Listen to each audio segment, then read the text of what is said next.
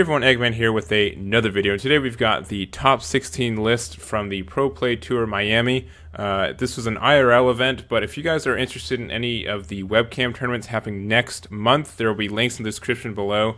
These are ones that are Bandai sanctioned and are going to be happening pretty much every weekend these next couple of weeks in November. So it should be pretty fun and good events as well, with some good prizing and invitationals to a December tournament as well. So if you guys have any interest in doing that, make sure to look on the links in the description.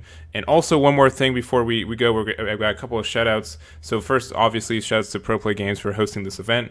Shoutouts to Best Coast Pairing as well for getting these pairings to us. And also Team, I believe it's pronounced Bojo. If I'm wrong, let me know. But they made all 16 of these lists into Shenron layered lists, which just makes it so much easier for not only me, but you guys as well. So shoutouts to them for doing that for us.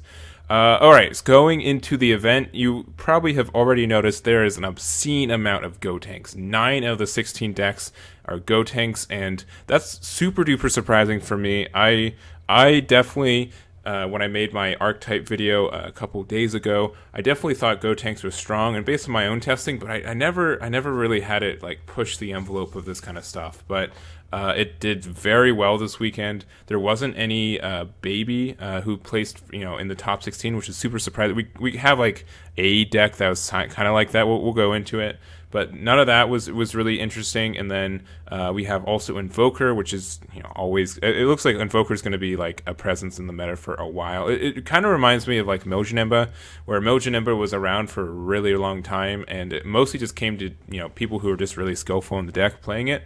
We also have 2 Vegex, which shouldn't be a big surprise either. Vegex has been super strong at the end of the set 10 format, and just got a couple new tools and everything, so I'm not surprised with that. We also have 1 Bulma and then also 1 Gohan Reboot. Gohan Reboot was a pretty good force at the end of the last format as well, but it's nice to see it doing well in a best of 3 format. And then Bulma also. The Bulma's list is really cool. I really like it, and so we'll talk about that as well. Winner of this event was Andrew Duvall running Gotenks. We also have Devin Buttersworth who got second, and then also Brian Samuel and then Michael Carrick getting third, I guess tied for third respectively as well. But we had 3 Gotenks even in the top 4, which is crazy. So the finals was a Gotenks mirror match.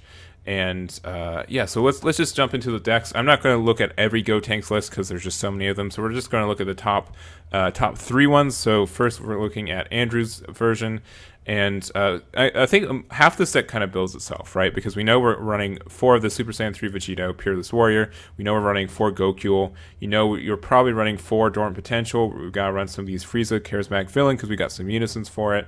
We gotta run some Trunks and Gotens, and so that's kind of where it starts to be differentiate, where you get to decide how many of the ratios you're running. So he ran 4 of the anniversary box, and then 4 of the Trunks from this new set, and this is the one that when this card is discarded from your hand by a union skill, look at the top 7 cards from your deck, add up to 1 green unison with specified cost of 2 among them, then shuffle your deck. So it's just a free +1, which you can use for like later card advantage, and so that's why he's also running a couple extra of these Dark Broly's unisons, just so you have more chance of hitting these with your Trunks. But that's really it. You're only running, I guess, 4 Goten and 4 Trunks, and this is like both of them, but I think that's fine, especially since this guy has this green. If your leader card is green Gotenks and you discard this card from your hand, you can add up to 1 green some Goten with an A cost of 3 from your deck, then shuffle your deck.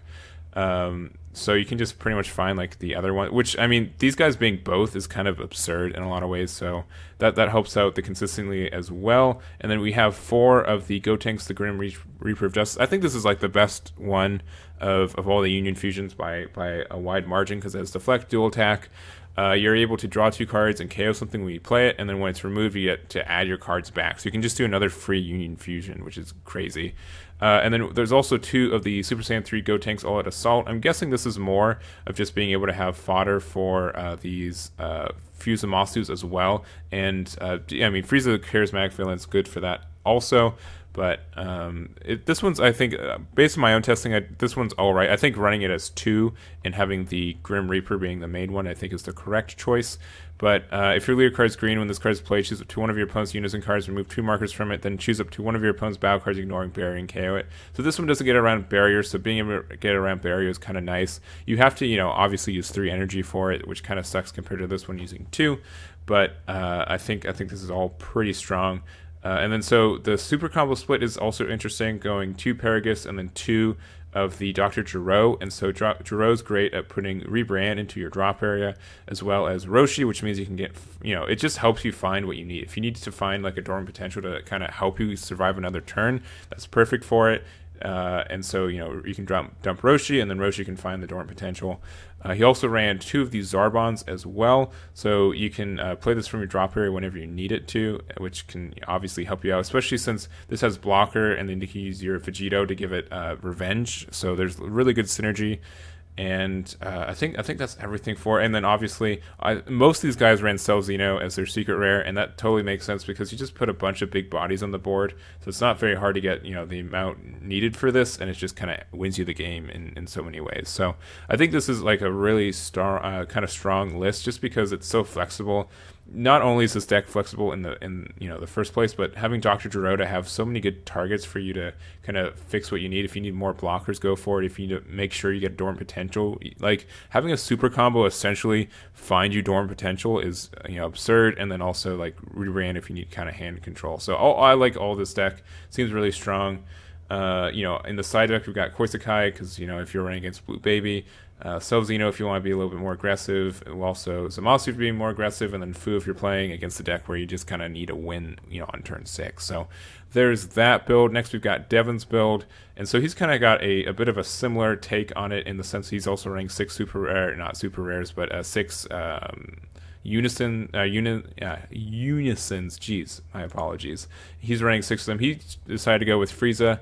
And so the difference with this one is you're able to get crit with this guy with the +1, but the -2 is that until the end of your opponent's next turn, your opponent can't attack with battle cards unless they choose one of their battle cards and it costs 2 or more and place it in its owner's drop. So it can be kind of since this deck's really good at like getting rid of cards, especially since like the way you're able to use like blocker interactions, that kind of stuff. It's kind of nice. He decided to run a couple more of these Gotenks, and so he ran this one. This has an active main of if your lead card is green Gotenks and you discard this card from your hand, player add up to 1 green Trunks for the cost 3 from your deck, then shuffle, and then it also has crit, so this one can apply a little bit of pressure. He also ran as a super combo 4 of this Nappa Demolition Man, so you can just play this card for free, and then you can swing with it, or you can just have it for another super combo later, which is super nice. And then he has some blockers as well. 4 of these Gohans. You can just play these for free, and then you can give it revenge. So revenge blockers are really nice, especially when they're free. Also running some one-ofs, including this Videl, Hero's Daughter. It's a blocker that also gets you to draw a card whenever you play it. And then as long as you have a green unison out, and then also for the greater good. I think this is a pretty good list as well. A lot of similar things. He's not running Zamasu's in the main. I'm not sure if that's a choice or if he couldn't afford those, because those guys are really expensive. I can't even afford those guys right now. And then in the side deck, some interesting choices with the Deadly Defender. Just one of them, which kind of has like some good stuff with like the fact that your leader card makes it so your opponent's leader can't attack your battle cards is kind of nice. I think Dark Power Black Messiah is a good add as well. And I guess some Todorias is for some kind of hate. And I guess I really like this Vegeta pick as well. Just it's a really good unison, and since you're already kind of needing some unisons to help find with your Trunks, being able to have this be a board wipe in a lot of ways. You get like a lot of value off of like going 1-for-1 with a lot of your guys, but you don't have a lot of like good board wipes. So having that as an option, I think, is a good idea. All right, and then last we've got Brian Samuels.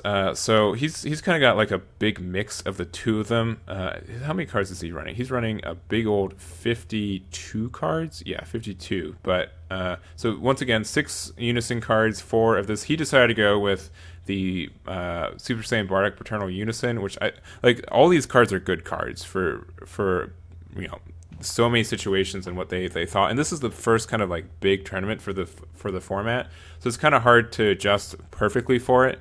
But I think like all 3 unisons are have their pros for what they're seeing. This one depends on you having a lot of 1-drops to do the +1, and we got some. We have Goku, and also you have these Sun Goons you can play for free. You don't like super duper need it, and like you're just playing this Bardock because of its auto, right? Being able to like ping 1 card for your opponent's combo area once per turn is super duper nice. For the super combos, just went 4 Paragus, which is fine because Paragus is still probably like this card's been out for like a year and a half, and it's probably still one of the best super rares, or not super rares, super combos in the entire game. When it came to the Sun Goten split, he did the same thing where he did 4 of this guy and then 4 of the Trunks, just because this one's just good.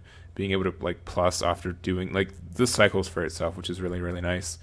And then 4 of this guy, only 1 of this of the 5-drop, and then also the Bardock fully unleashed. This one just overrun. We choose all of your opponent's battle cards, and cost 6 or more, and send them to their warp. Which I think like we have like a bunch of ways to cheat out things, so I think this card's fine. Same kind of package that was run where it's 2 Rebrians, 2 Roshis, and then 2 Zarbons. And I think that's it. He said to also put the Dark Power Black Messiah, and also so there's the Shining Kamehameha in the main. In the side deck, nothing. A bunch of like small picks. So Toa's a cool pick. We also have Meki Kurba, and also the big armor, where if your lyric card is green, if your opponent can't attack with battle cards any cost of 5 or more until the start of your next main phase. So you just play this on turn 2, and so if you're playing against a deck that has like a bunch of big boys, this is a way to like proactively stop that. Which I think in this game, proactively stopping stuff isn't as good, but I'd be interesting to see if this ever came up in a matchup. So pretty solid list. I think in general it seems like you want the Grim Reaper of Justice is the better of all the Union fusions. You definitely want to max out on this guy, and then make sure you have enough of these Trunks where you have this just gains value for free. And then being able to like have a good amount of unisons, not only so you can awaken on turn 2, but also so you can find more with this Trunks and get some plussing abilities. Alright, we're moving to Invoker. I don't really have a lot to say about this, not because Invoker is bad. Invoker is really good, but Invoker hasn't changed all year. This is literally like a November playlist, or like a February playlist. I think the newest card in here is the Sleepy Boy technique and the Son Goku Rival Seeker. Besides this is like pretty solid, the same as what it's been for a really long time. So this is Michael Carrick's version, and we also have Joshua's version as well. And just very similar. I think his is what he had, Violent Rays, which it was a pretty good card. If your leader card is red, to get the attack, you may choose 1 card in your hand, discard it. If you do, choose 1. Your opponent can attack with battle cards 20k power or more until the turn, or until the end of the turn, or your opponent can attack with unison cards with 20k power or more for the turn. So both effects are good, depending on just being flexible, depending on what you're facing against is kind of nice. Red already has like a lot of stopping power with Topo anyways, so just having that extra kind of ability is really good. But yeah, it's just like this is such a like archetype that's been defined, and it's more of a pilot based archetype where the pilot has to be really good and be really in tune with their deck. So I think like Invoker's going to be around still. I don't think this is going anywhere. It has just such a good strategy for it, and it has like I think enough interaction where it's a fair deck, but it has these venues where you can just kind of end the game just by your own decision in that kind of way. So strong deck. I don't think there's anything wrong with Invoker. There's no new cards to talk about. I don't think that Violent Rays is the only set 11 card. I hope I'm not wrong. I think those are the only 2 for these 2 decks that made top 16, right? Yeah, I think so. And Max Kamehameha, one of these from the anniversary box. But definitely great performance from both these players. And next up, we are going into the Vegex. Vegex also didn't change that much. This is such a weird event where like half the decks, I mean, it's not too weird, but like half the decks are like decks that are were good last format, and then just Gotenks. Like there's no other set 11 leader, I think, right? There's none.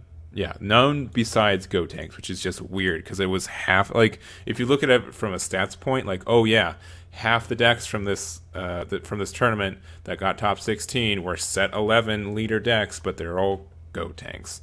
Anyways, so we've got let's see, Daehan's Black Vegex deck, and this is a pretty. I think almost all these cards. I think the Haru Haru is the only card that's from set 11 from this, which is fine because this deck already was gassed for such a long time. I don't think it much needed a change from it. And the only I guess also Super Saiyan 3 Son Goku, Man on a Mission. This card's dumb. Being a free 20k critical double strike is really, really good for a lot of reasons. So obviously this is a good card for it. But this just keeps doing what it does. Also, he decided to go with the Super Saiyan Vegeta, the Prince Strikes Back. So instead of Babidi, if your leader card is black, your life is at 4 less, or all your energy is black. When this card is used in a combo, it gets plus 10k power. Then you choose one card in your hand, place a bomb in your deck, then draw 2. So it's good for kind of fixing your hand and doing more cycle when you need it. It sucks that it doesn't go to your drop area because obviously Vegex loves more cards in their drop area, but I think this is just a strong deck. Obviously, being able to play so many cards for free is obviously going to be really good for a while. I'm surprised that it was with Vegex. I know like some people thought about some of the new Series 11 Black Saiyan leaders, but Vegex is just Burst 5 is broken. It's just super duper good with all the cards you can hit with it, and I don't think it's going anywhere. And we also have John. Shoutouts to John from Stage 0, and he did a pretty similar build in a lot of ways. He had a couple more like one of choices. Obviously Haru Haru is a really good card. So during your turn, if you have a black unison card in play, this gets plus 10k power and double strike. So just for 1 energy, having a 15k double strike is pretty good, especially when your black unison card you play for free anyways. So like you could just like mill and then you play the the Gotenks, and then you just play the Haru Haru for 1 and you have a 15k double strike. And it's only during your turn, so it's not like broken, but it's still like a lot of pressure for this card.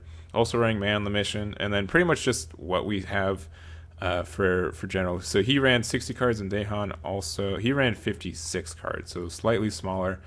I think this is a deck where it's flexible between 50 and 60 because you mill so much from it that you kind of want to have a small, like it's kind of weird. You want a small enough deck where you can hit your time agents and stuff consistently, but you still want to, like, there's so much variety and you want that in the deck, so you got to kind of find room for it. Nothing else too crazy. John also ran Rebellion Hammer, which is the new extra card from set 11, where it's essentially like a preemptive strike in a lot of ways, but you can also play it for 1 as long as you have 12 or more black cards in your warp. So I could see it being better in like a mid-range control deck. I'm not sure how it would be in like this kind of more aggro-ish Vegex black deck, but I think it has potential to at least get 12 cards into your warp pretty dang easily. All right, last 3 decks. We've got Jerry Bishop's Bulma deck. I really like this one. This one's really cool. So it's a version of Bulma's been kind of like, I'd say like tier 2 for a while, where you just summon a bunch of Saiyans and it gets blocker, and there's a lot of good benefits for doing so. But the cool stuff with this is that he incorporated the Series 11 Union cards with Gogeta, and so being able to, he ran 4 of these Vegetas and 4 of these Son Gokus, and these are both the BR variants. And so the idea is you can go into this Gogeta Fusion of the Gods. So it's Union Fusion for 3, draw 2 with these guys. Can't be KO'd. If your leader card's red, when this card's played, choose up to one of your red unison cards, add a marker to it, then choose all of your opponent's battle cards, get minus 15k power for the turn. So that's super cool. And then this can go right into the big old 6-drop. So EX Evolve, and then this card can't be KO'd. When the card evolves into this card, choose one of your red unison cards, add 2 markers to it, then you can't pay battle cards for the turn. And when this card or one of your opponent's cards attacks, you may choose one of your opponent's cards, and it gets minus 20k power. And if you do, negate the skill. So it's just like once per turn. It's just how the wording is for it. But I think this is a pretty strong card for the deck. And both these cards, I think, gain a lot of value from getting their markers for it. Jiren being able to be a -3 blow up something on your opponent's turn is really good.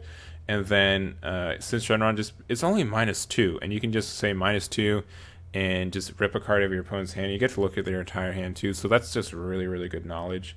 And I think the deck around that is just based off of playing stuff for free or for really cheap, having it have blockers, and then your opponent not really being able to get around all the cards you have. So it's just kind of how Bomba's been working for a while, but it's done a really good job incorporating a lot of the new cards for it.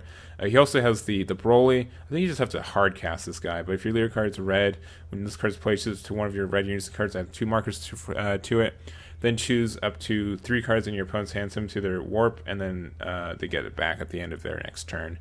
But I could see this, this deck going kind of long, and turn 6 isn't outrageous for this deck, especially since you get to rip out 3 cards from your opponent's hand, which can work really well with Since Shenron, because this also just gives it 2 tokens to it, or 2 markers to it, which is just means you can just play it with Since Shenron pretty dang easily. Also running the red secret rare, which is great. So you have to choose one of your mono red Saiyan cards and your original power of 35k. So it can be the Gogeta, which you can cheat into, or it can be the Broly if you hardcast it, and then you choose up to one of your mono red leaders gets plus 10k power until the start of your next turn, which is great for Bulma because she's kind of weak. And then permanent all cards in your opponent's leader area, battle area, and combo area get minus 5k power and or combo power. So this is just fantastic for ending the game, and since you're getting so much value off your cards anyways, it just really makes sense. Lastly, decide for the super combo to be the new 1 card bomb your deck, draw 2. I think that makes sense too, especially since you're trying to dig for your pieces and everything. I think this is a really cool deck, and this has 53 cards. But a lot of cool stuff going on for it. I really like it, and I'm happy he did as well as he did. Anything in the sideboard? Nothing too crazy, just kind of expected cards. Sideboards in this game are kind of weird. I feel like you just kind of choose the cards you kind of like. It's not as easy to figure out the cards for it. All right, next up we've got Eric's. I really like this deck. This is a fun one. So this is the reboot Super Saiyan 3 Goku, and the idea it's pretty much a counterplay baby deck in a lot of ways. Where, and just the idea is that okay, sure, you don't get the reduction, but if you have 3 energy open every turn, that's pretty good. And Son Gohan Baby's Minion is just a good card because you just being able to play it and then. Being like a topo in so many ways is good, and it's a 25k because it has servant and everything. So just being able to untap 3 energy just to play Son Gohan, I think is worth it already, and obviously how the backbone of why this deck was able to do well. But it just also runs just a bunch of good blue cards. Obuni's a really good blue card. He runs 4 of the Baby the Unknown Parasite, which just means on turn 5, or not even turn 5, when you have 5 energy, because you can cheat out energy, you can just do this, and then you're able to, combo with the Baby Golden Avenger, and this makes a lot of power for you. He also runs 4 of the Super Saiyan 4 Vegeta Rise of the Super Warrior, and which is fine. You can't place you can only place up to 6 energy in your energy area, which means that this guy, as far as I know, doesn't get around that restriction. But you just play this and then you just draw 4, which is absurd because the reason this deck ramps so much is because it doesn't have a big hand presence.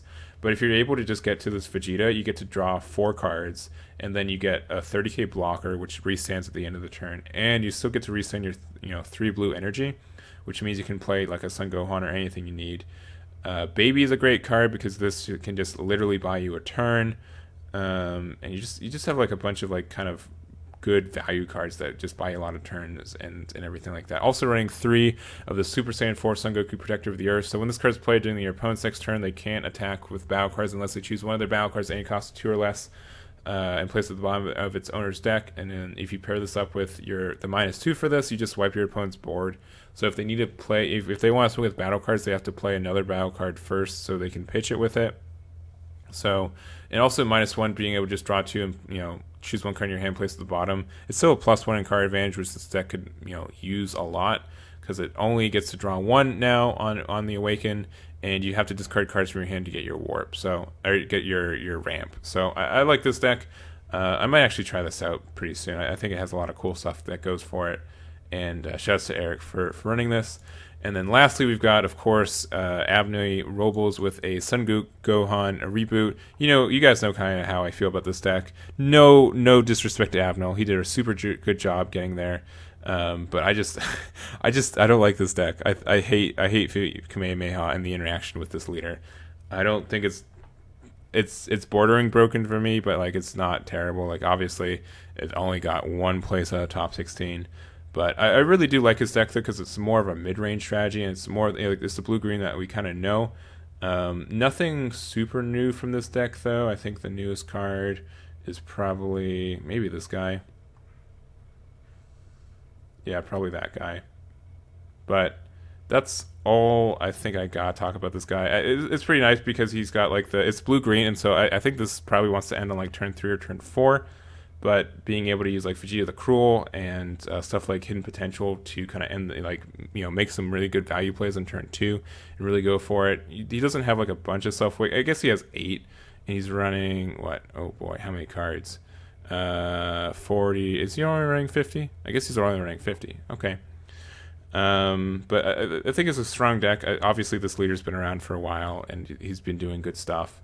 And I don't know. I don't have much to say about it. This deck is really found out, and it's good, and it just has a good pilot. And you kind of got to get lucky, but it's nice to see that's doing well in best of 3 still, because I know a lot of people are saying it's only doing well in best of 1, but it can still kind of perform in this best of 3 environment. But that's really it. If you guys want to see the spreadsheet, it's going to be in the description below. Make sure to sign up for the webcam events for Bandai that they're hosting this next month in November.